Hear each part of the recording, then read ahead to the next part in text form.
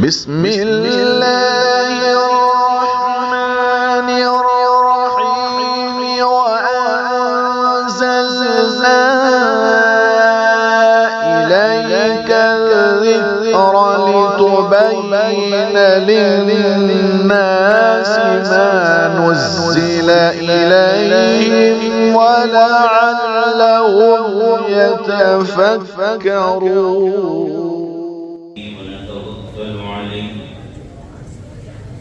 ونعوذ بالله من شرور أنفسنا ومن سيئات أعمالنا،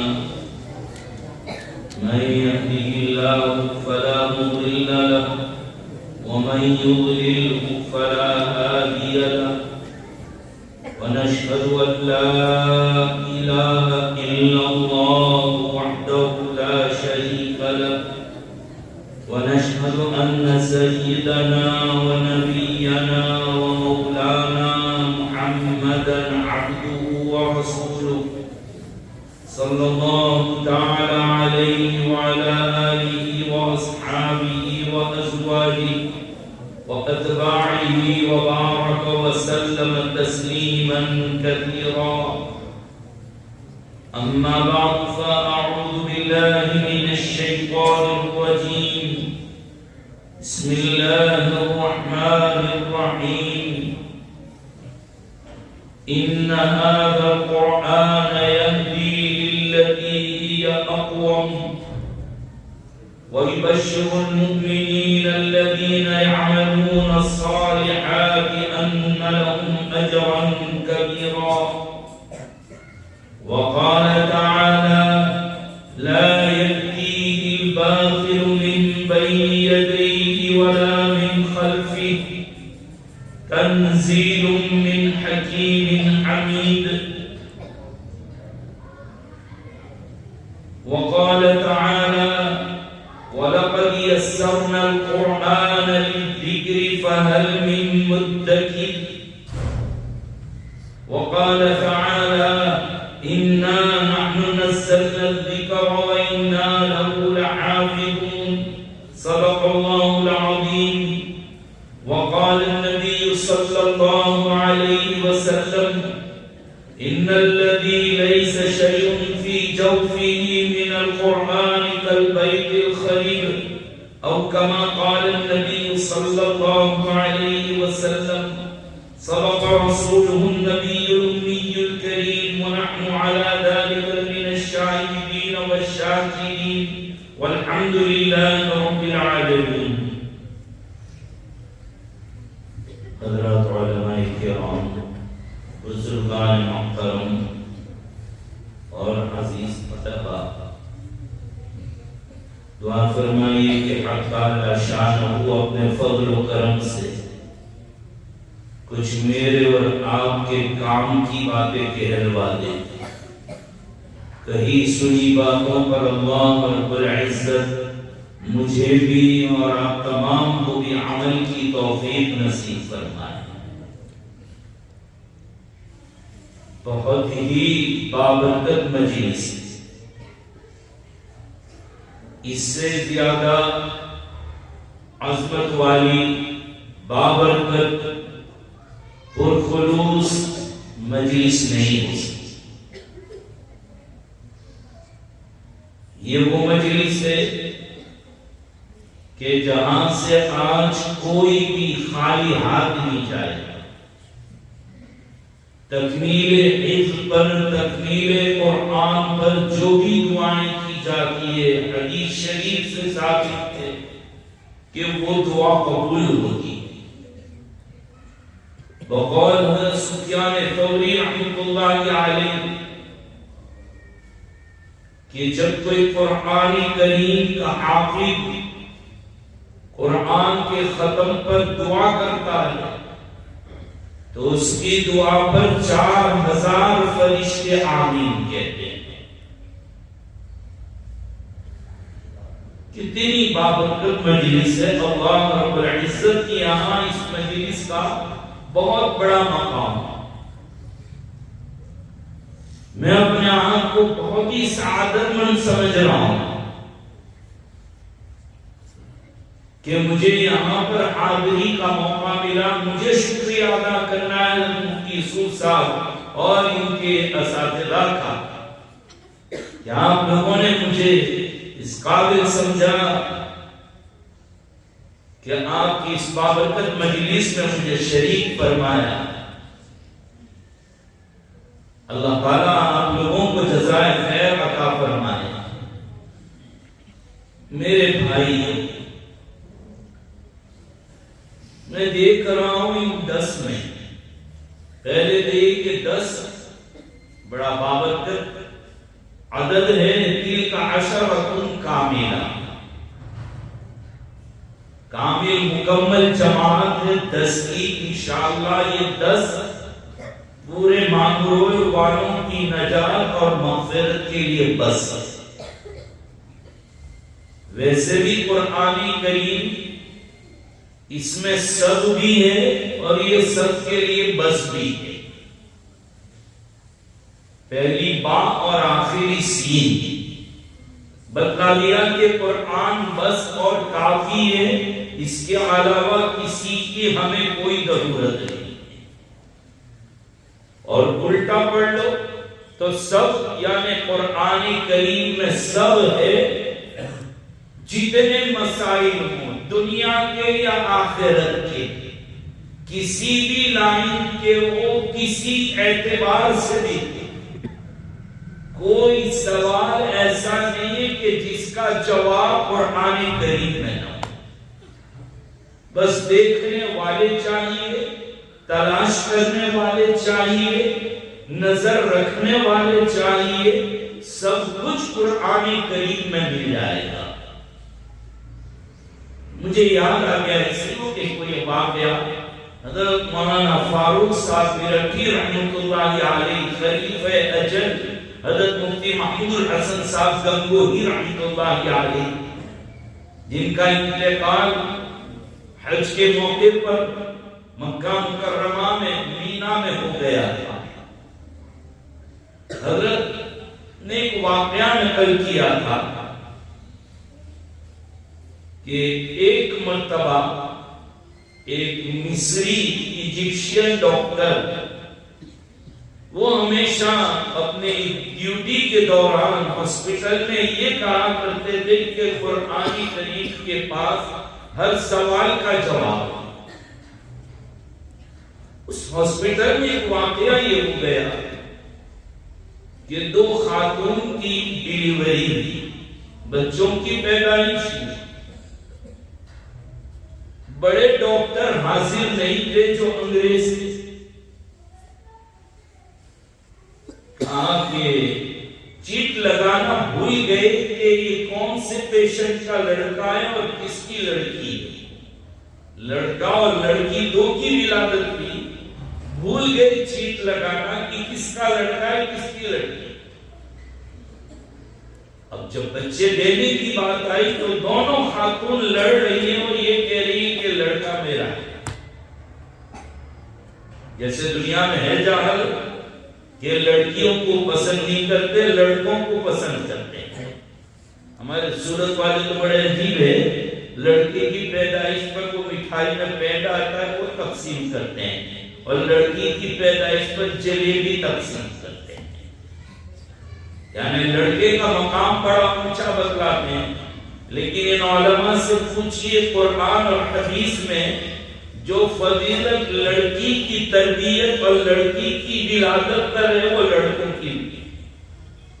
اور قرآن کریم نے بھی جب اولاد کی پیدائش کا ذکر کیا ہے تو وہاں پر لڑکیوں کا نام پہلے لیا، یَهَبُ لِمَن یَشَاءُ إِنَاثًا وَيَهَبُ لِمَن یَشَاءُ الذُّکُورَ. لڑکیوں کا تذکرہ پہلے، لڑکیاں پہلے مقدم تھا. اور دنیا میں بھی یہ دیکھا گیا کہ لڑکے تو شادی کے بعد بیوی کے ہو جاتے ہیں، لیکن لڑکی سسرال جانے کے بعد بھی باپ کو یاد رکھتی ہے، ماں باپ کو یاد رکھتی ہے، ماں باپ کی فکر رکھتی ہے تو لڑکی رکھتی ہے. پھر بھی دنیا کا عجیب مسئلہ ہے کہ سب آتے ہیں کہ مولانا کوئی وظیفہ بتلا دو کہ لڑکا ہے. لڑکی کے لیے جلدی کوئی نہیں آتا، بہت ملے بہت کم. وہ یہ کہتے ہیں کہ دعا کر دو اللہ نیک اور صالح اولاد نصیب۔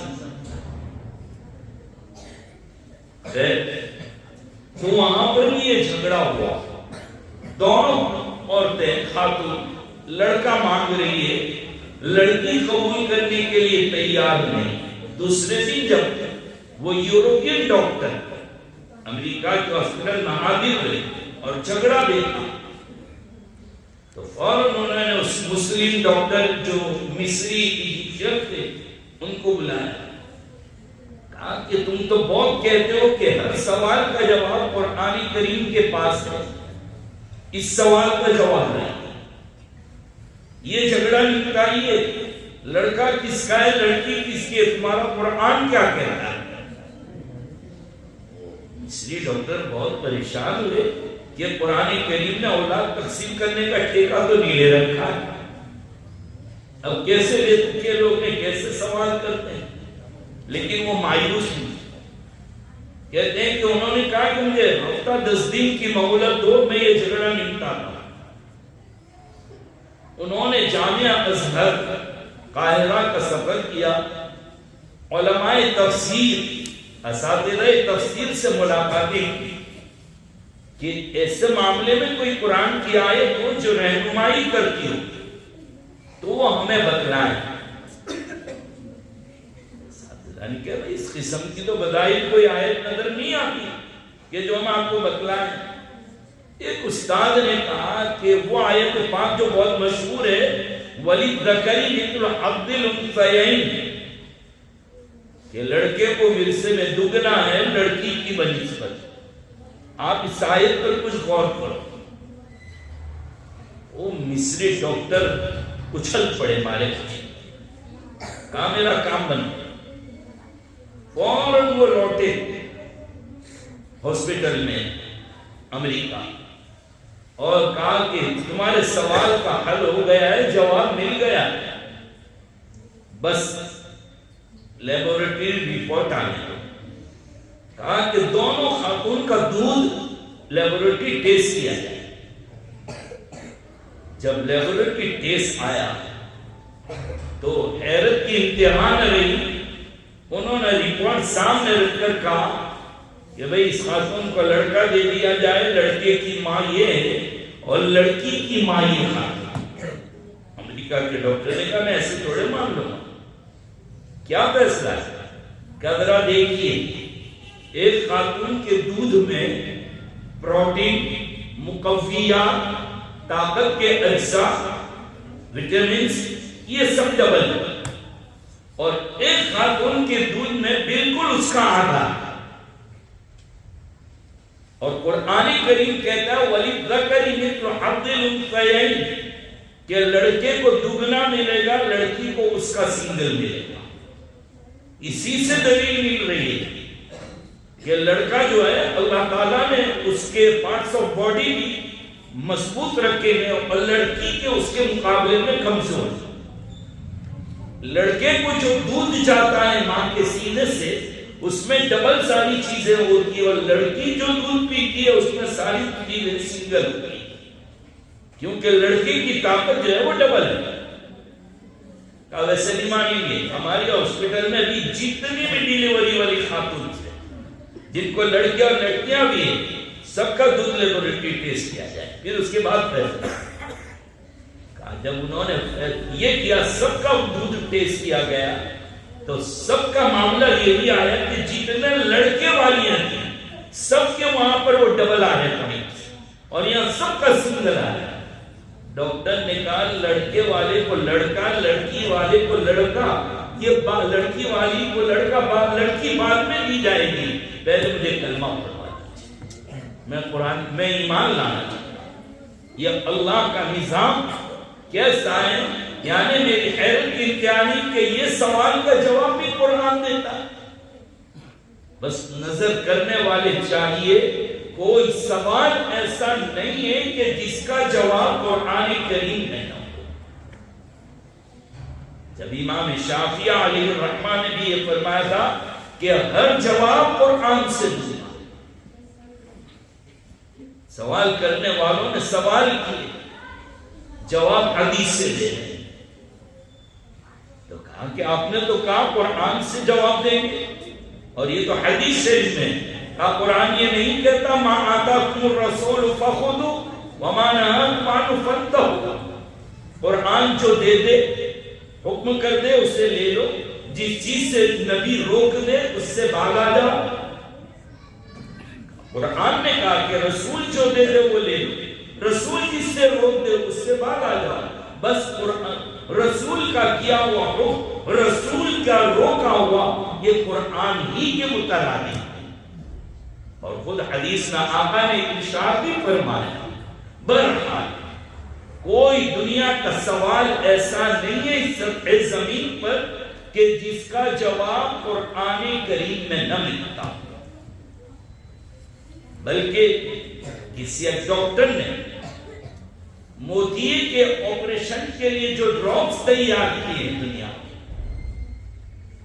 وہ حضرت یوسف علیہ السلام کے واقعے کو پڑھ کر وَبْيَضَّتْ عَيْنَاهُ مِنَ الْحُزْنِ فَهُوَ كَظِيمٌ، اس آیت پاک کو پڑھ کر انہوں نے جب مطالعہ کیا، اسٹڈی کی، تو قرآن کریم سے ان کو باقاعدہ ایسے ڈراپ کا سگنل مل گیا، ایسا راستہ اور رہنمائی ملی کہ جس سے انہوں نے اس کے ڈراپس تیار کیے۔ اللہ تعالیٰ کا عجیب کلام ہے، سارے مسائل قرآن کریم میں موجود ہیں، اور ایک عجیب کتاب ہے، الفاظ کے ساتھ پڑھے، حروف کو رٹتے رہیں، تلاوت کرتے رہیں، تب بھی فائدے سے خالی نہیں، اور معنی کے ساتھ پڑھے تب بھی فائدے سے خالی نہیں۔ حدیث پاک میں خود حکم، حدیث پاک میں خود فرمایا نبی پاک صلی اللہ علیہ وسلم نے، اسے سمجھ کر پڑھا جائے یا بغیر سمجھ کر پڑھا جائے، ہر حال میں اس میں فائدہ۔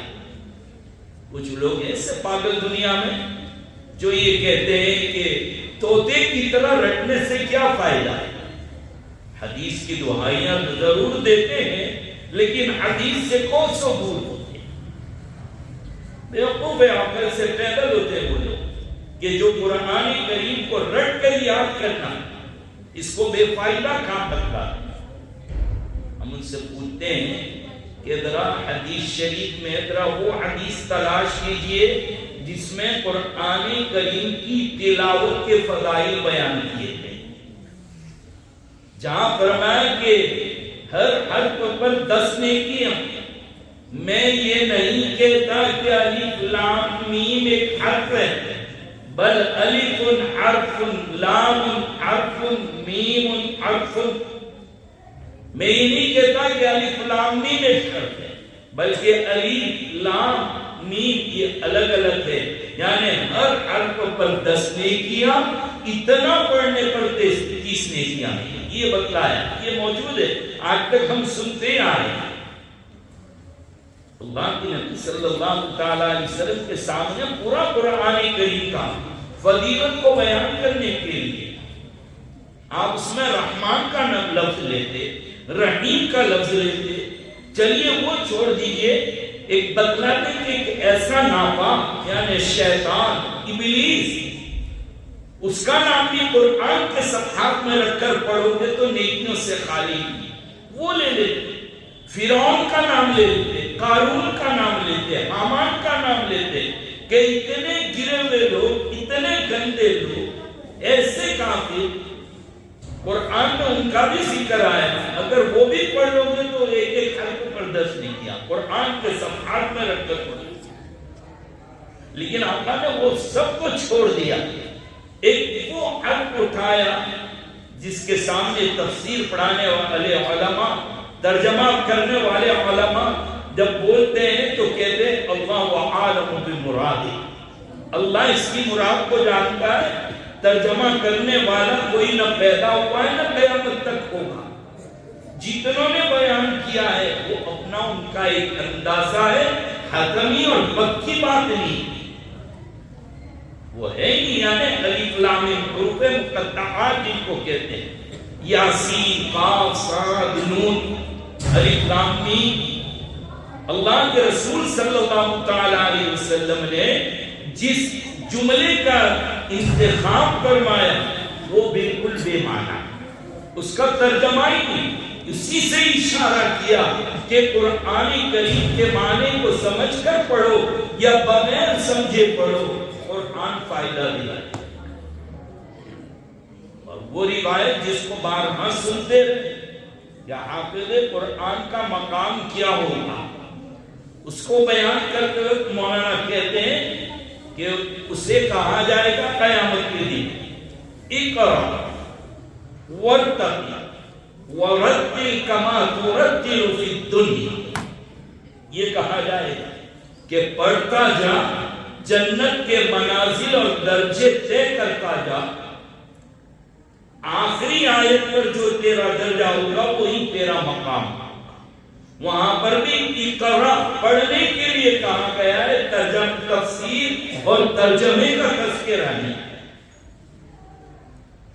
اللہ تعالیٰ نے بندوں کو اپنی آواز سے قرآن کریم کی تلاوت کر کے سنائے۔ یہ سب واقعات جنتیوں کے اور حفاظ قرآن کریم کی فضیلت کے باب میں بیان کیے ہیں، جس سے یہی پتہ چلتا ہے کہ الفاظ قرآن کریم کو بھی پڑھا جائے تو یہ فائدے سے خالی۔ میں نے اپنی زبان سے قرآن کریم کا لفظ نکالا، مجھے یاد آیا کہ ایک مرتبہ میں بیان کر رہا تھا، حضرت قاری بند الہی صاحب رحمۃ اللہ علیہ تشریف فرما کے میری زبان سے 2-3 مرتبہ اس بیان میں لفظ قرآن قرآن قرآن،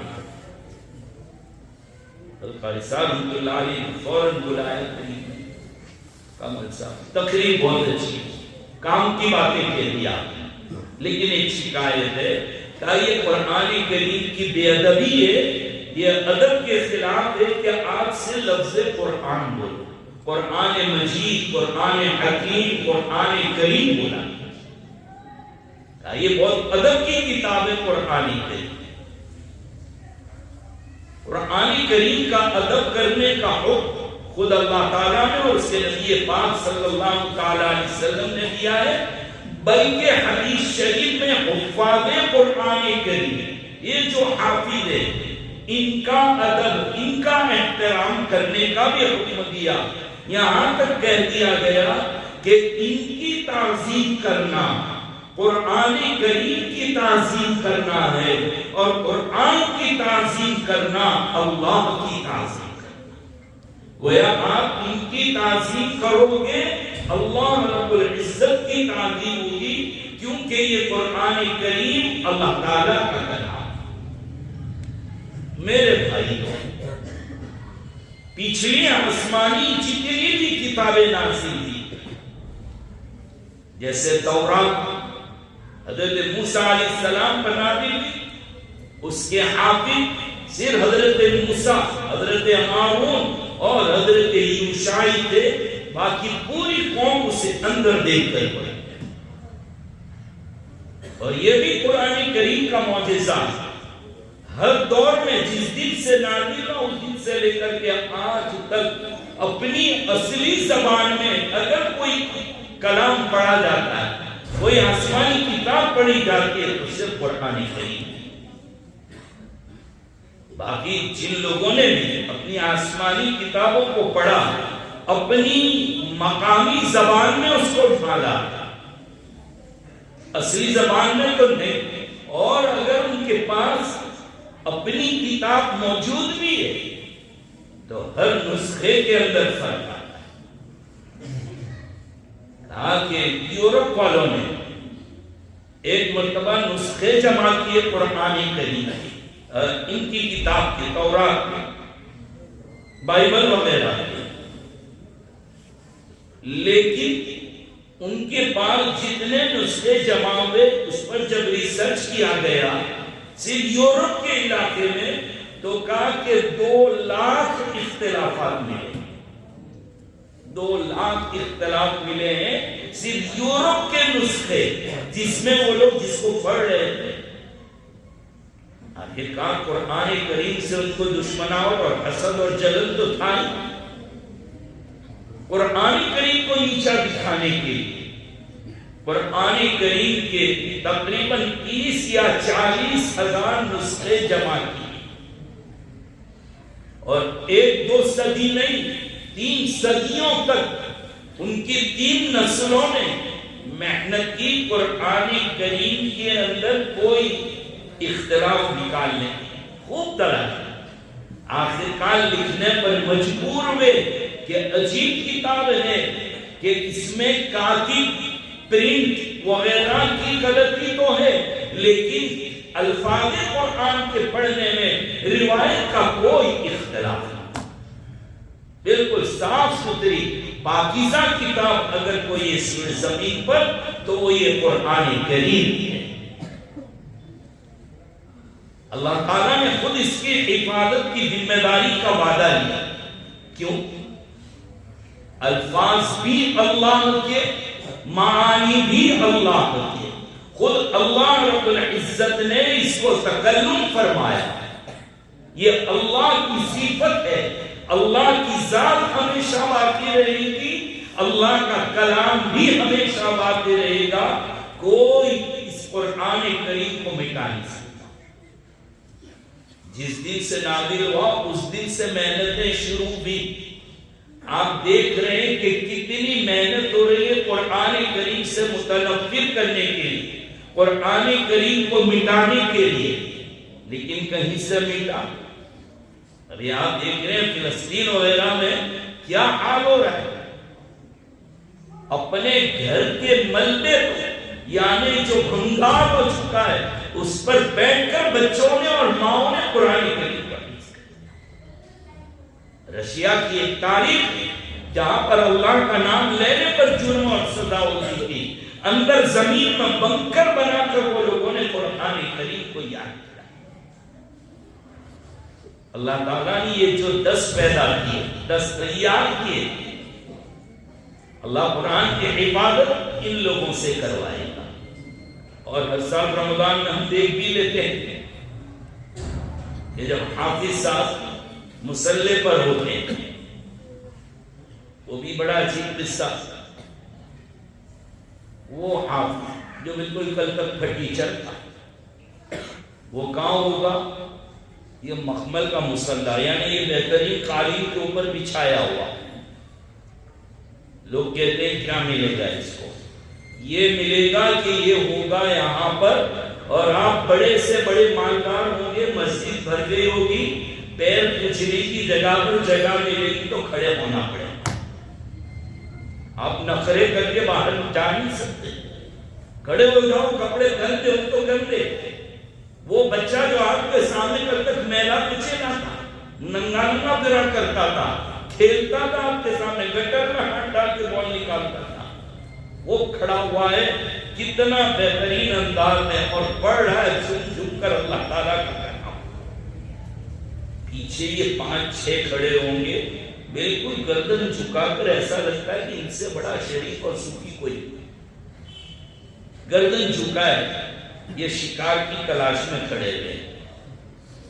وہ بنگلے کو دیکھا ہوگا، ایک ٹانگ اٹھا کے تپسیا کرتا ہے، آنکھ بھی بند ہے بدائے اس کی، اور بالکل وہ تیاری میں کہ جب کب مچھلی آئے اور چھٹ مار کے فوراً نکالے، یہ بھی اسی انتظار میں رہے، سانس لینے بھی نہیں دیتے نا، جیسے ہی ذرا کیا فوراً پیچھے سے رکما پڑتا ہے، مجال ہے کہ بھاگ جاؤ، نہیں جانے تو دیں گی نہیں، اگر چلا بھی گیا رکوع میں گھس گیا تو اب یہ رکوع میں سبحان ربی العظیم پڑھتا ہے، سجدے میں سبحان ربی العالی نہیں، وہی آیت پڑھ رہا ہے، کھڑا تو ہوتے ہی بتاتا ہوں کیسے، وہی پڑھ رہا ہے۔ اب پڑھنا جائز ہے یا نہیں یہ مفتیوں سے پوچھ لینا، میں نے تو سنا ہے، وہ بتلاتا ہوں کہ حافظ دینا ہوا ہے اور اب پڑھ رہا ہے کہ بس ابھی نکلا ہے باطل من بین یدیہ ولا من خلفہ، وہ کیا رہا ہے؟ وہ سورہ فاتحہ پڑھ رہا ہے اور یہ وہی آیت پڑھ رہا ہے، جیسے کہہ رہا وَلَضَّالِّينَ لَا يَهْدِي الْبَاطِلَ، جائے گا کہاں؟ اور اگر کوئی بیچارہ بھاگ بھی گیا، سلام پھرا کے مسجد چھوڑ کے تو بھاگنے والا نہیں ہے، وہیں قرآن کریم رکھتے ہیں، فوراً لے کے بتائیں، لیکن اب تو جیب میں قرآن کریم لے کر دیتے ہیں، اب تو موبائل نکالتے ہیں، اب تو حافظ بھی بڑے پھسپھسے ہو گئے، ہر 4 رکعت کے بعد حافظ و بے ادبی ہے، اور یہ ٹینشن میں مت رہیے، اگر آپ نے یاد کیا ہے پیچھے ہے سنبھالنے والے، آپ اسی پر رہیے، یہ تھوڑی دیر کو نکالنا آپ کی سورہ فاتحہ چھوڑ جاتی ہے۔ ہم نے حفاظوں کو دیکھا کہ وہ اپنا رکوع دیکھنے ہیں، اس لیے مصیبت یہ ہوتی ہے کہ بہت سے حفاظ اگر وہ 4 رکعت پڑھاتے ہیں، کیونکہ حفاظ کی تعداد بہت زیادہ ہے انگلینڈ میں، ماشاءاللہ 4 رکعت پڑھاتے، بلکہ 10 حفاظ کو دیکھا 2 رکعت پڑھاتے، اتنے۔ تو مصیبت یہ ہوتی ہے کہ وہ بھی اپنی 2 رکعت اور 4 رکعت کا یاد کرتا ہے۔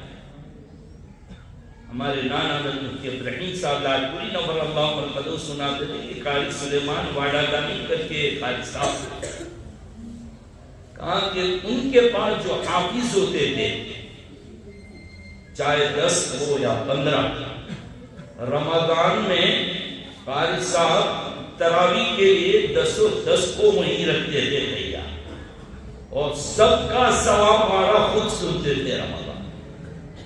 یہ طے نہیں کہ کون پہلی پڑھائے گا، کون آخری پڑھائے گا، کون کہاں چھوڑے گا، اپنے یہاں تو خود تو کہاں تک پڑھنے والا ہے، اور ہم تو رکعت کا بھی انتخاب کر کے جاتے ہیں کہ پہلا رکوع یہاں ہوگا، دوسرا رکوع وہاں ہوگا، اور پہلی 4 رکعت کی دوسری 4 رکعت کی، اور اگر خدا نہ خواستہ دوسرے 4 والے کو جو پخانے لگ گئے اور ٹوائلٹ چلا گیا تو تیسرے کی آ بنی، کیا پڑھوں گا کیا؟ یہ تجربہ ہمیں انگلینڈ میں ہوا۔ اچانک ایک حافظ صاحب آئے، اب سب تھوڑی دیر کو دیکھ رہے ہیں، اور جس کی باری اس کے بعد کی اس کی حالت دیکھنے کے قابل، میں بھی مزے لے رہا، کیا گزرے قیامت سے کم نہیں ہے اس پر۔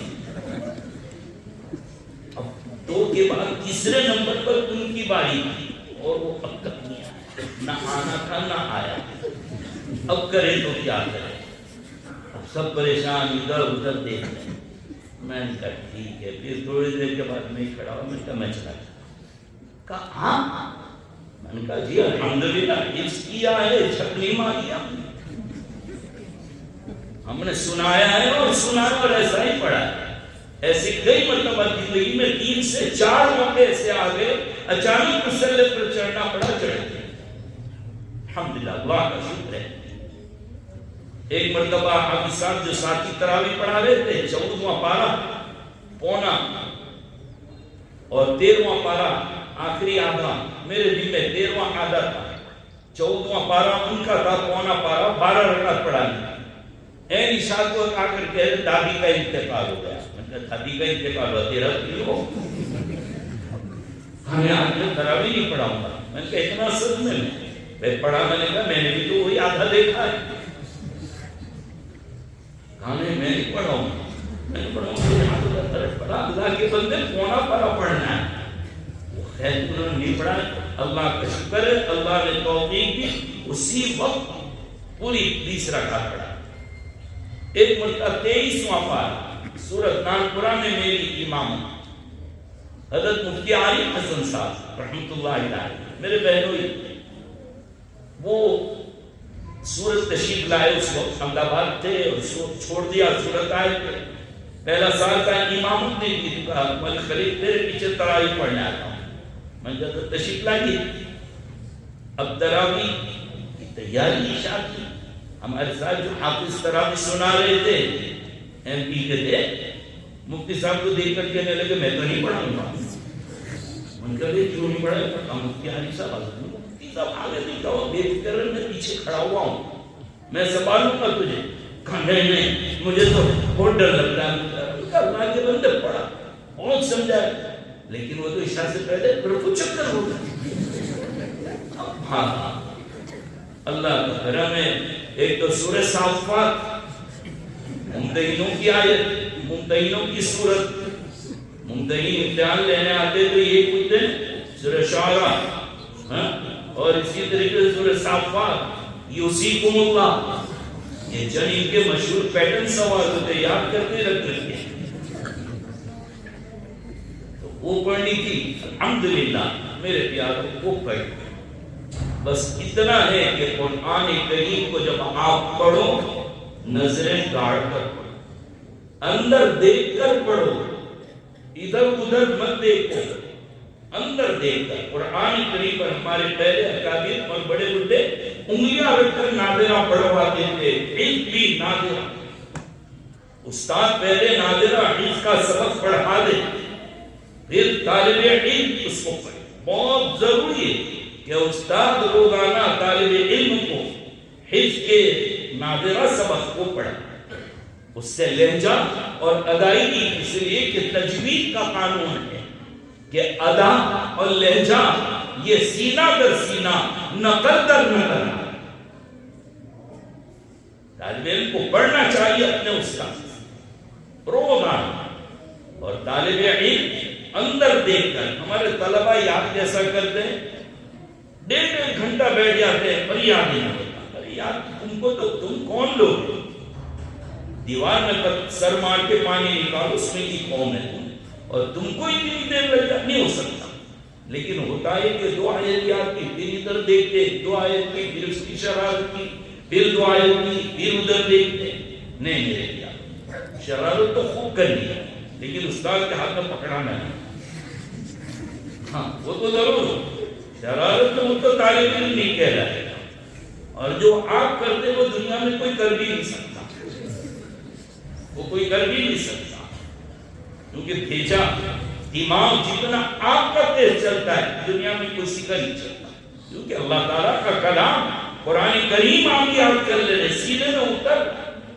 پیارو توجہ کے ساتھ، توجہ کے ساتھ. اور جو ابھی عابد ہو رہے ہیں میں ان سے کہنا چاہ رہا ہوں، سب سے کٹھن اور مشکل کام جو ہوتا ہے نا آپ کا، وہ سبق کا پارا، پہاڑ توڑنے کے مترادف ہوتا ہے سب سے کٹھن کام.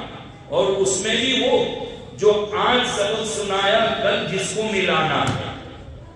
علمان والحفیظ نیا سبق 20 منٹ میں یاد ہوگا، اور یاد کیا وہ جو بھول چکے ہیں یاد کرتے کرتے ناک میں دبا ہے. سب سے مشکل کام، اور مار بھی اسی پر پڑتی ہے، مار بھی اسی پر پڑتی ہے. اور فضیلت میرے جیسا سنا بھی جاتا ہے کہ جس جگہ پر مار پڑے گی جہنم کیا گرم ہو جائے گی. پتہ نہیں یہ کہاں سے فضیلت لیا ہے. خیر، تو آپ کتابوں میں سائنٹسٹوں نے یہ لکھا ہے کہ آج جو ہم نے یاد کیا اور یاد کر کے چھوڑ دیا، پکا یاد کر لیا تھا، رات تک میں 80% 80% آپ بھول جائیں گے. یہ لکھا ہے. سائنس نے اس بات کو ثابت کیا ہے کہ آج جو یاد کیا چھوڑ دیا 80%، اگر پھر دیکھا نہ گیا تو 80% بھول جاؤ گا. اس لیے آسان طریقہ یہ ہے کہ سبق سنانے کے بعد رات تک میں اندر دیکھ کر کم از کم 10 مرتبہ سبق کو پڑھ لیا. کم از کم تھوڑی تھوڑی دیر کو پڑھ لیا جائے، انشاءاللہ کبھی بھی نہیں کوئی یاد رہے گا. کیونکہ آپ اس کے ٹچ میں نفل اور سنت جو آپ کو پڑھنی ہے اس میں آپ کو وہی سبق پڑھنا ہے. پھر کیسے بولیں گے؟ اگر وہ رکوع پکا ہے تو دوسرے دن سبق کا پارا بھی مضبوط. استاد پاگل تو نہیں ہے کہ پھر آپ کی پٹائی کرے، ان کو کوئی بیماری تو ہے نہیں کہ وہ آپ کے ساتھ بدتمیزی کرے. وہ آپ کو پکا حافظ دیکھنا چاہیے. تو آپ یہ کہیں گے انشاءاللہ کہ حافظ ہو رہے ہیں. خیر میرے پیار، میں بہت زیادہ وقت آپ کا نہیں لوں گا. مجھے اپنے اکابرین کے واقعات یاد آئے کہ یہ قرآن بڑی عجیب ہے. یہ دیکھ لیں ہر سائز کا آدمی موجود ہے اس میں. یہ 10 جو بیٹھے ہیں، جیسے مول صاحب کہہ رہے تھے، کچھ تو نابالغ، کچھ بالغ، کوئی دبلے پتلے ہیں کہ 25 پر ہوا چلے تو اڑ جائے، اور کچھ ماشاءاللہ سنڈے بھی ہیں، صدر پلاڑی کو بچی. ہر سائز کے ہیں، ہر باڈی کی بناوٹ کے. یہ اللہ تعالیٰ کی طرف. وَلَقَدْ يَسَّرْنَا الْقُرْآنَ لِلذِّكْرِ فَهَلْ مِن مُدَّكِرٍ، اللہ تعالیٰ نے آسان کر دیا ہے جس عمر میں اس کو یاد کرو، جس وقت میں یاد کرو، یہ قرآن کریم یاد ہو جاتا ہے، کبھی کسی کو محروم نہیں کرتا، کسی کو محروم نہیں کرتا۔ حضرت مفتی رشید احمد صاحب لدھیانوی رحمۃ اللہ علیہ، بڑا نام علماء جانتے ہیں، افتاء میں مسائل میں بڑا نام ہے، اللہ والوں میں سے، ہمارے اکابرین میں سے۔ ان کے 3 بیٹوں نے حفظ کر لیا، ایک بیٹی چوتھی اسما نام کی تھی، اس نے بھی قرآن کریم حفظ کر لیا۔ حضرت کی عمر تقریباً 46 سال کی ہو رہی، حضرت کہنے لگی کہ میرے لیے تو میرے بچوں نے سر پہ تاج پہنانے کا انتظام کر دیا، لیکن میں نے میرے ماں باپ کے لیے کیا کیا؟ حضرت کو بہت شدت کے ساتھ احساس ہوا کہ یہ کیا ہوا، میرے بچے تو حافظ اور میں حافظ نہیں۔ 46 سال کی عمر ہے، 3 مہینے میں حضرت نے قرآن کریم پڑھ لیا۔ حضرت مولانا سلیم اللہ خان صاحب رحمۃ اللہ علیہ پڑوس کے بڑے عالم، کشف الباری جن کی بخاری کی شرح شیخ الاسلام مفتی تقی عثمانی دامت برکاتہم العالیہ کے استاد ہیں۔ حضرت شیخ لکھتے ہیں مفتی تقی صاحب کہ اردو کتابیں پڑھنے کا میں عادی نہیں، لیکن جب استاد محترم کی کتاب آئی کشف الباری تو میں دیکھتا چلا گیا، لگاتار 2 جلدیں دیکھتا۔ یہ مولانا سلیم اللہ خان صاحب رحمۃ اللہ علیہ بڑا علوم کا حامل، بڑا اللہ کا ولی ہے۔ آپ کے متعلق بھی لکھا ہے کہ 4 مہینے کے اندر قرآن کریم۔ حضرت نانوتوی کے حالات کو پڑھیے، جہاد میں جا رہے ہیں، رمضان کا مہینہ آ گیا، کشتی میں رمضان کا مہینہ آ گیا، علم در سے تراویح، حضرت کو بہت دکھ، روزانہ ایک پارہ یاد کرتے، تراویح میں سنا دیتے، 29 یا 27 دن میں پورا قرآن کریم۔ حضرت مدنی رحمۃ اللہ علیہ جیل میں قرآن کریم پڑھتے رہے، روزانہ ایک پارہ یاد کر کے تراویح میں وہ سنا دیا۔ آپ نے بھی 27 یا 29 دن میں، جبکہ حضرت مدنی رحمۃ اللہ علیہ کی عمر 75 سال، 75 سال کی۔ عجیب حالات ہمارے بزرگوں کے لکھے۔ مولانا روح اللہ نام کے بڑے عالم اور بزرگ گزرے، تقریباً 7 دن اور 4 گھنٹے میں قرآن کریم یاد کیا۔ کسی نے 3 دن میں، کسی نے 4 دن میں۔ سب سے کم جو مدت ہے، علامہ شامی رحمۃ اللہ علیہ نے ایک واقعہ نقل کیا ہے، ہشام کلبی کا۔ وہ خود اپنا واقعہ نقل کرتے ہیں کہ قرآن کریم کے یاد کرنے پر میرے چچا مجھے بہت ملامت کرتے تھے، یہ حافظ نہیں ہونا، اور کہا مجھے اس کا شوق۔ چچا نے کہا کہ اس کا نشہ اتارنا ہے تو اس کے کمرے میں بند کر دو، بھوکا پیاسا رہے گا، تب اس کی شان ٹھکانے آئے گی اور یہ اس کا نام چھوڑ دے گا، اس کو بھوکا پیاسا سمجھنا۔ کہتے ہیں کہ کمرے میں بند کر دیا، نہ کھانا نہ پانی نہ کچھ۔ 1 دن 2 دن، تیسرا دن وہ دروازہ کھٹکھٹایا، کہا شان ٹھکانے آ گئی، 2.5 دن کے اندر تو دماغ ٹھکانے آ گیا، اب بھوت اس کا اتر گیا ہوگا، لگی ہوگی بھوک اور پیاس، اس لیے یہاں دروازہ کھٹکھٹا رہا ہے۔ دروازہ کھولا، کیوں میاں، سمجھ میں آ گیا؟ الحمدللہ حافظ ہو گیا۔ 2.5 دن میں، سب سے کم مدت جو ہے وہ 2.5 دن کی مدت ہے، 2.5 دن میں قرآن کریم مکمل یاد کر دیا۔ یہ عجیب اللہ کا کرم۔ محمود ایگڑا کا نام سنا ہوگا، اسکول کے اندر پہلے اتہاس میں ان کا بھی سبق پڑھایا جاتا تھا۔ پہلے تو اسکول کے اندر ایسے گجراتی واچن مالا میں محمود بیگڑا کا بھی واقعہ تھا، ان کو ایک غلط انداز سے بھی وہاں پر نقل کیا کہ بہت کھاتا تھا، ایسا لکھا ہوا ہے۔ بڑا اللہ سے تعلق بھی تھا اس کا. یہاں کے بادشاہ رہے محمود بیگڑا رمضان المبارک میں اللہ والوں کی مجلس لگی تھی تو آپ بیٹھے ہیں وہاں بات ہوئی تراویح سنانے کی قرآن کریم کی کہ یہ قرآن کریم جب کوئی پڑھتا ہے حافظ بنتا ہے تو فرشتے اس کے دو آنکھوں کے درمیان پیشانی پر بوسہ دیتے. حافظ قرآن کو یہ ملے گا وہ ملے گا. تو محمود بیگڑا رو رہے کہا کہ کیوں رو رہے؟ کہا میری اولاد میں سے کوئی ایسا نہیں ہے جو قیامت کے دن حافظ قرآن بن کر میری مغفرت کا دریا بن جائے. ان بیٹھنے والوں میں ان کا بیٹا خلیل خان بھی موجود ہے. اس نے سن لی اس بات کو.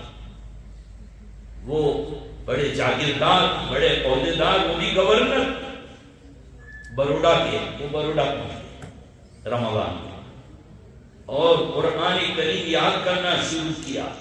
یہاں تک کہ آنکھوں میں بیماری لگ گئی آنکھ لال رہنے لگی.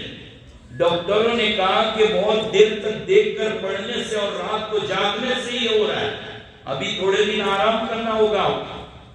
کہا آنکھ لال ہوتی ہے سرخ ہوتی ہے تو ہو جائے قیامت کی سرخ روئی چاہیے میں نہیں چھوڑ. یاد کر لیا جب رمضان المبارک آئے تو ابو سے جا کر کہنے لگے ابا جی میں تراویح میں قرآن سناؤں گا. کہا تو؟ ابا مجھے یاد ہے جب آپ اللہ والوں کی مجلس میں بیٹھ کر روئے تھے کہ میری اولاد میں کوئی حافظ نہیں ہے میں نے دل پہ اس بات کو لے لیا اور میں نے سرکاری عہدے اور عہدیداری اور کاموں کو نمٹانے کے ساتھ ساتھ میں نے قرآن کریم کو یاد کرنا شروع کر دیا. الحمدللہ چند مہینوں میں حافظ ہو گیا. کہتے ہیں کہ روزانہ تراویح میں ایک قرآن کریم سنا دے. 16 تراویح میں جب 16 قرآن کریم سنا دیے تو محمود بیگڑا نے اپنے بیٹے کو قریب بلایا پیشانی پر بوسہ دیا چوم لیا اور اپنی کرسی حوالے کر دی. یہ ہے اللہ تعالیٰ کا کلام. اگر خادم اور مزدور یاد کرنے بیٹھ جائے قیدی اور جیل خانے میں کوئی یاد کرنے بیٹھ جائے امیر و مالدار بیٹھ جائے جوان ہو کے بڑھا کسی بھی عمر میں ہو اللہ تعالیٰ نے اس کو قرآن کریم کو پڑھنے والوں کے لیے آسان کر جتنا زیادہ پڑھو. امام نافع مدنی رحمۃ اللہ علیہ جب پڑھاتے تھے تو منہ سے مشک اور کستوری کی خوشبو آتی. لوگوں نے کہا کہ امام نافع ابو عبداللہ یہ کیا خوشبو لگا کر آتے ہو کتنی خوشبو آ رہی. کہا میں خوشبو کے پاس جاتا بھی نہیں اور اتنے پیسے بھی نہیں ہیں کہ میں خوشبو لا سکوں. پھر یہ خوشبو کیسے آ رہی؟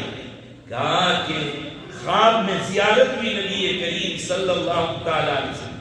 یہ وہ امام نافع مدنی ہیں جنہوں نے 70 سال مدینہ منورہ میں مسجد النبوی شریف میں نماز پڑھائی. امام خوب قرآن کریم پڑھاتے ہیں. تو کہا کہ خواب میں حضور پاک صلی اللہ تعالی علیہ وسلم کی زیارت بھی میں نے دیکھا کہ میں قرآن کریم پڑھ رہا ہوں اللہ کے نبی بھی میرے قریب آتے گئے میرے ہونٹوں سے ہونٹ ملا کر آپ بھی تلاوت فرمائیں. بس اتنا خواب دیکھنے کے بعد آنکھ جب کھلی تو میں اس دن سے یہ خوشبو محسوس کرتا. میرے بھائیوں یہ ہے قرآن کریم. آج ہمارے دلوں سے اللہ اس کے رسول کی عظمت نکل گئی اس کے کلام کی عظمت بھی نکل گئی. ہم ہمارے بڑے بڑوں کو دیکھتے تھے بہت ادب کرتے تھے قرآن کریم کا. میں نے دیکھا اپنی بڑیوں کو بھی اگر خدا نخواستہ ان کے پیٹ پیچھے کوئی بیٹھ جائے قرآن کریم وہ دل ملا جاتے تھے. قرآن کو پیٹ ہو رہی قرآن کریم کو پیٹ ہو رہی قرآن کریم کی طرف پیر کرنے کی بات تو بہت دور کی ہے. قرآن کریم کی طرف پیٹ بھی نہیں کرتے تھے اتنا. اور اگر خدا نخواستہ گر جائے جاہل تھے بڑے بھولے والے تھے اب وہ طریقہ صحیح آئی قرآن کریم گر جائے رو دیتے تھے چومتے تھے سر پہ رکھتے پیشانی پر لگاتے اور بیچاروں کو دیکھا کہ وہ ترازو کے ایک پلڑے میں قرآن کریم کو تکیے کے اوپر رکھتے، اس کے برابر گیہوں اور اناج تولتے اور اس کو صدقہ کرتے۔ حالانکہ قرآن کریم کا کوئی وزن نہیں ہو سکتا، لیکن اتنا ادب کا قرآن کریم کے متعلق، چومتے، پیشانی سے لگاتے، سروں پر رکھتے تھے اس کو۔ ہم نے اپنے بڑوں سے یہاں تک سنا کہ قرآن کریم کا پہلے بڑے جو شاہی تھے کتنا ادب کرتے تھے، سفر میں جاتے تھے تو گھر کی خواتین ایسے کھڑی ہو جاتی اور وہ قرآن کریم کو ایسا رکھتے اور وہ نیچے سے گزرتے تھے کہ قرآن کے سائے سے نکلے کوئی تکلیف نہیں۔ اب یہ طریقہ اگرچہ ان کا صحیح نہیں، لیکن ادب، احترام، قرآن کریم کو پکڑتے کیسے؟ بغیر وضو کے کوئی تصور نہیں کر سکتا۔ حضرت مولانا گنگوہی رحمۃ اللہ علیہ، قطب الاقطاب والارشاد، حضرت مولانا رشید احمد گنگوہی رحمۃ اللہ علیہ کا نام سنا۔ ان کے زمانے میں 2 لاشیں لائی گئی، کہیں پرانی عمارت سے ندی میں گر گئی، ان کو نکالی تو ایک لاش کا کفن کچھ تھوڑا مٹی لگی گئی اور ایک لاش بالکل صاف ستھری کفن کی۔ سب پریشان تھے، کس کی لاش ہے؟ کہا ایک بڑی آئی کا میں پہچانتی ہوں، یہ دونوں حافظ قرآن کی لاش ہے، دونوں حافظ قرآن تھے۔ پھر حضرت گنگوئی نے فرمایا دیکھو ایک کی لاش بالکل کفن صاف ستھرا اور ایک کا ذرا میلا ہوا۔ کہا کہ دونوں حافظ، اندازہ یہ آتا ہے کہ ایک باوضو قرآن کریم پڑھتا تھا اور ایک بے وضو پڑھتا۔ حضرت گنگوئی رحمۃ اللہ علیہ کا ہے کہ ایک باوضو قرآن کریم کی تلاوت کرتے اور ایک بے وضو کرتے ہوئے، اسی وجہ سے یہ وعدت نے فرمایا میرا اندازہ ہے۔ اس لیے حفاظو، اگرچہ علماء نے جواز کے لیے اجازت دی ہے کہ بغیر وضو کے بھی پڑھ سکتے ہیں زبانی، لیکن نہیں یہ قرآن کریم اللہ تعالیٰ کا کلام، منہ سے بدبو نہیں آئے، مسواک سے صاف کیجیے، اور ادب اور احترام کے ساتھ قرآن کریم کا ادب، میرے اللہ کا کلام، اللہ کلام ربی۔ حضرت اکرمہ رضی اللہ تعالیٰ روتے جاتے اور کہتے جاتے ہذا کلام ربی، میرے رب کا کلام، میرے رب کا کلام، اور بے ہوش کتنی کم عمری میں یا کیسے مشاغل کے ساتھ، اسکول کے ساتھ اللہ نے آپ کو حافظ بنا دیا۔ روزانہ اس کی تلاوت سنائیے پابندی کے ساتھ، آپ دنیا کی کسی کام میں لگ جائیے، آپ سنائیے۔ میری امامت کے دوران میں نے ایک نوجوان کو دیکھا، اب ٹو ڈیٹ فیشنیبل، اب مغربہ کو قرآن کریم پڑھنے بیٹھا ہے اور بہت تیز پڑھ رہا ہے، حافظ قرآن۔ میں نے بلایا، میں نے کہا کہ بیٹا آپ حافظ ہیں؟ کہا کہ نہیں۔ پھر کہا الحمدللہ بچپن سے والدہ نے عادت ڈالی ہے روزانہ 1 منزل تلاوت کرنے۔ کہا روزانہ 1 منزل، ہفتے میں 1 قرآن کریم ختم کرتا ہوں۔ میرے پیارو روزانہ کم از کم سب سے کم درجہ حافظو روزانہ 3 پارے آپ کو پڑھیں، تب جا کر یہ قرآن کریم آپ کے پاس رہے گا۔